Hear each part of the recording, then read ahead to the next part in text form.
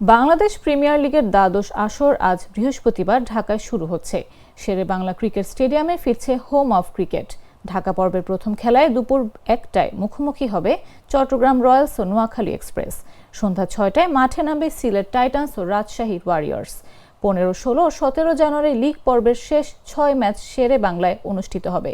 16 জানুয়ারি দুপুরে রংপুর রাইডার্স বনাম ঢাকা ক্যাপিটালস এবং সন্ধ্যায় চট্টগ্রাম রয়্যালস বনাম রাজশাহী ওয়ারিয়র্স। 17 জানুয়ারি লিগ পর্ব শেষ হবে রংপুর বনাম নোয়াখালী এবং চট্টগ্রাম বনাম ঢাকা ম্যাচ দিয়ে। লিগ পর্ব শেষে বিরতি ছাড়াই শুরু হবে play of. 19 January eliminator match O qualifier 1 অনুষ্ঠিত হবে। 21 জানুয়ারি কোয়ালিফায়ার 2, 23 জানুয়ারি সন্ধ্যায় ঢাকায় হবে এবারে বিপিএল এর ফাইনাল। সিলেট পর্বের 24 ম্যাচ শেষে Rajshahi Warriors, Chittagong Royals O Sylhet Titans play of নিশ্চিত করেছে। শীর্ষে রাজশাহী 6 জয়, চট্টগ্রাম 5 জয়, সিলেটও 5 জয় নিয়ে 3 নম্বরে। রংপুর রাইডার্সের 4 জয়, ঢাকা ও নোয়াখালী এক্সপ্রেসের জয় সমান 2টি। দুধার চকলেটে একাকার হয়ে ওঠা প্রাণ লেয়ার সম্পর্কের মিষ্টি ম্যাজিক।